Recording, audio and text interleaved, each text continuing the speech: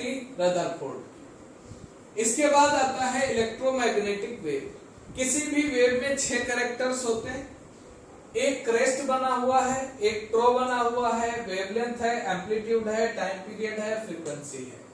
एक एक टर्म को यहीं पे डिस्कस कर लेते हैं, कौन सी चीज क्या है। आपने देखा होगा आपके घर में अगर घड़ी बनी लगी हो, पेंडुलम वाली घड़ी की बात मैं कर रहा हूं, इस तरह से ना पेंडुलम हो तो यहां से एक थ्रेड बांध लिया और ये एक पेंडुलम लगा है, ये इधर भी जाता है और इधर भी जाता है, बराबर बराबर।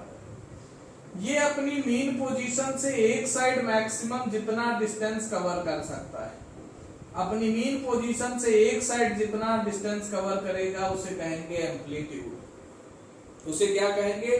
एम्पलीट्यूड। और ये अपनी मीन पोजीशन से चल के यहां तक आया, फिर वापस यहां गया और फिर वापस मीन पोजीशन पे आया। इतना चलने में जितनी ये दूरी कवर करेगा वो कहलाएगी वेवलेंथ। वो क्या कहलाएगी? वेवलेंथ। इसमें तो समझने में हो सकता है कठिनाई हो, लेकिन पेंडुलम से समझने में बहुत आसानी से आ जाएगा। और ये मीन पोजीशन से चल के वापस मीन पोजीशन पे आने में इसको जितना समय लगा वो कहलाता है इसका टाइम पीरियड। यानी एक ऑसिलेशन कंप्लीट करने में जो टाइम रिक्वायर्ड है दैट इज टाइम पीरियड। और एक सेकंड में जितने ऑसिलेशन कंप्लीट कर सकता है, ये जल्दी जल्दी मूवमेंट करने लगे, एक सेकंड में जितने ऑसिलेशन कर सकता है वो कहलाती है उसकी फ्रीक्वेंसी। तो यहाँ पे कुछ रिलेशन आपको बता दूं। फ्रीक्वेंसी को न्यू से नोट करते हैं, न्यू NEW पढ़ना, न्यू। वेवलेंथ को लैम्डा से, टाइम पीरियड को T से और एम्पलीट्यूड को A से। यहीं पे लिख रहा हूं, जो आपका न्यू है this is equal to C upon lambda. C is the speed of light, एक फार्मूला ये बन गया। दूसरा आपका nu is equal to 1 upon T, ये भी आपका एक फार्मूला है। और एक और होता है न्यू बार, इसको कहते हैं वेव नंबर। क्या कहते हैं? Wave number. This is equal to 1 upon lambda, this is equal to 1 upon lambda. इन सब की जरूरत हमें आगे पढ़नी है। इसके बाद हम डेरिवेशन करेंगे डुअल नेचर ऑफ पार्टिकल का, वहां पे जरूरत पड़ेगी, इसलिए ध्यान से इस पेज को देख लीजिए। तो हम अब डेरिवेशन शुरू करते हैं। डेरिवेशन में राइट साइड से शुरू करेंगे जिससे आपको दिखता हुआ चले। आप जानते हो एनर्जी जो पार्ट नेचर होता है, लाइट का जो नेचर होता है वो डुअल नेचर होता है, पार्टिकल नेचर भी होता है और वेव नेचर भी होता है। इसलिए हम यहीं से स्टार्ट करते हैं। E is equal to MC square. ये किस नेचर पे डिपेंड है? पार्टिकल नेचर पे। और ये किसने दिया था? कोई बताएगा? According to Einstein, according to Einstein, ठीक है। और दूसरा अकॉर्डिंग टू प्लैंक्स, प्लैंक्स ने क्या दिया था? प्लैंक्स ने वेव नेचर बताया था E is equal to H nu. ये 2 दोनों इक्वेशन में एनर्जी है, लेफ्ट हैंड साइड इक्वल है तो राइट हैंड साइड भी इक्वल होंगे। और दूसरी चीज आपको पता है न्यू इज इक्वल टू क्या होता है? C upon lambda. Nu is equal to क्या होता है? C upon lambda. तो इसके according E is equal to क्या हो गया? HC upon lambda. इक्वेशन 3। तो अब from equation 1 and 3, from equation 1 and 3 क्या हो जाएगा? MC square is equal to HC upon lambda. Clear? तो यहाँ पे एक स्क्वायर कैंसिल हो जाएगा C से, यानी कि lambda is equal to H upon MC। C क्या है? Speed of light.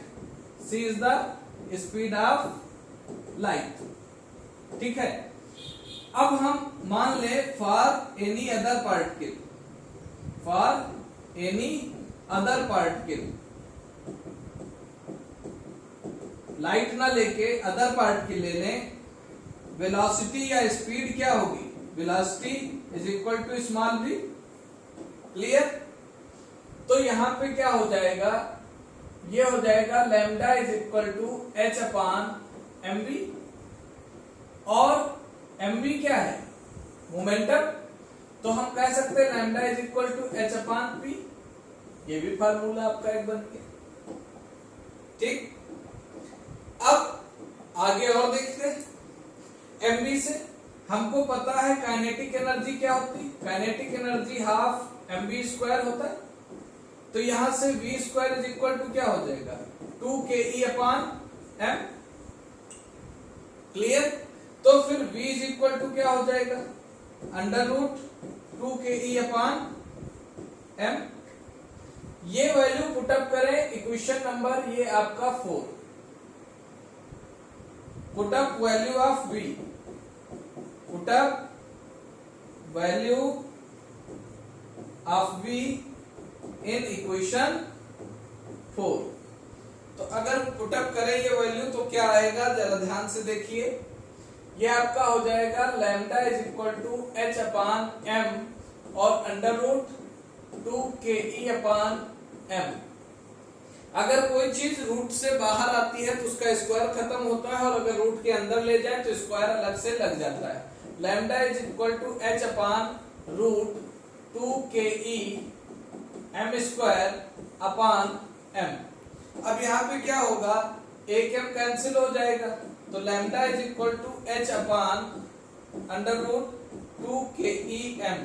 यानी अब h यहाँ क्या है, h क्या है, प्लैंक्स कांस्टेंट, और इसकी वैल्यू फिक्स होती है, प्लैंक्स कांस्टेंट इसकी वैल्यू होती है 6.6 into 10 to power -34 joule second.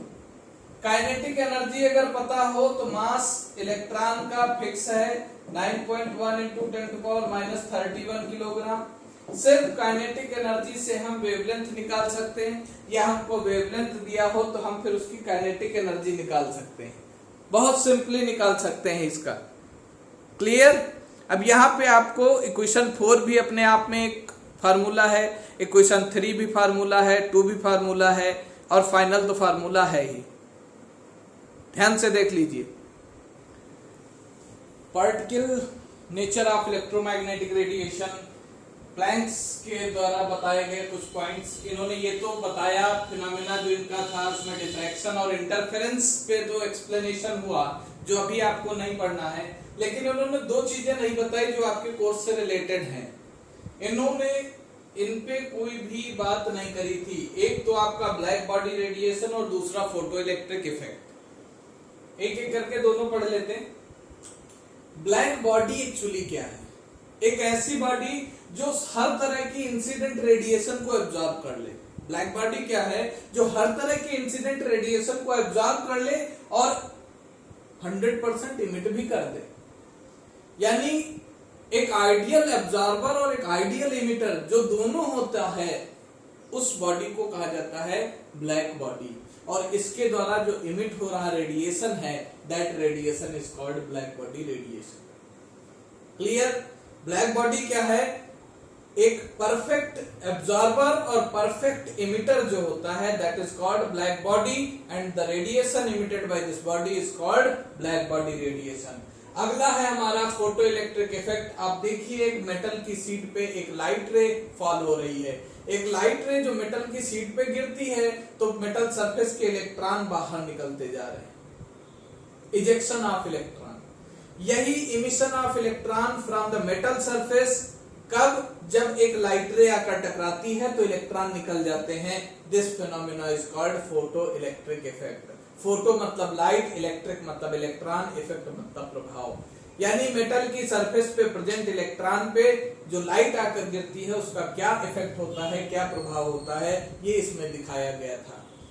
For general example में, जैसे आप हो, घर में हो, आपको अगर ज्यादा पैसे मिल जाए पार्टी करने के लिए, आप तुरंत किसी शॉपिंग मॉल में पहुंच जाते हो, एनर्जी मिली। अब यहाँ पे एनर्जी कितनी मिली कि आप वहां तक जा सके। मान लो 10 रुपए मिलते तो क्या पहुंच जाते, नहीं जा पाते। तो एक मिनिमम फ्रीक्वेंसी की लाइट रिक्वायर्ड होती है, एक मिनिमम फ्रीक्वेंसी की लाइट रिक्वायर्ड होती है। उस फ्रीक्वेंसी की लाइट को कहा जाता है threshold frequency, that is called threshold frequency. क्या कहते हैं, थ्रेशोल्ड फ्रीक्वेंसी। ठीक है, और थ्रेशोल्ड फ्रीक्वेंसी को न्यू नॉट से रिप्रेजेंट करते हैं। फोटो इलेक्ट्रिक इफेक्ट के लिए एक एनर्जी इतनी मिलनी चाहिए कि वो निकल जाए। E इज इक्वल टू होता है 5 plus kinetic energy. This is called work function. क्या कहलाता है? Work function. ठीक है, तो हम कह सकते हैं जो काइनेटिक एनर्जी है ke, this is equal to half mv², electron का मान लें, और ये work function is equal to क्या हो जाएगा? h0। ये भी एक एनर्जी है, वर्क फंक्शन भी h0 यानी एक एनर्जी है। तो यहां पे क्या बनेगा? ये हो जाएगा E minus 5 is equal to ke। तो हम इसको लिख सकते हैं h minus h0 is equal to half mv², और h कॉमन ले लें तो ये हो जाएगा nu minus μ0 is equal to half mv²। इन पे भी क्वेश्चन आपको मिलते हैं। थ्रेशोल्ड फ्रीक्वेंसी वो फ्रीक्वेंसी है जो मिनिमम एनर्जी अपने पास रखे, minimum frequency of light that can emit the electron from the metal surface. Clear? और थ्रेशोल्ड एनर्जी वही ऑप्टिमम एनर्जी, कितनी कम से कम हो कि ऐसा हो जाए। ये आज आपका लेक्चर सेकंड एटॉमिक स्ट्रक्चर का यहाँ पे एंड होता है। अभी आपको 2 लेक्चर इसमें और मिलेंगे। एक में आपको चारों लॉज एक्सप्लेन किए जाएंगे और एक में जो रिमेनिंग छोटी छोटी चीजें बची होंगी वो आपको मिलेंगी। लगातार लेक्चर रेगुलर आपको मिलेंगे, रेगुलर देखते जाइए। अपने कमेंट्स, अपने क्वेरीज कमेंट बॉक्स में भेजते जाइए, जिससे आपको और बेटर एक्सप्लेनेशन मिल सके। Thank you.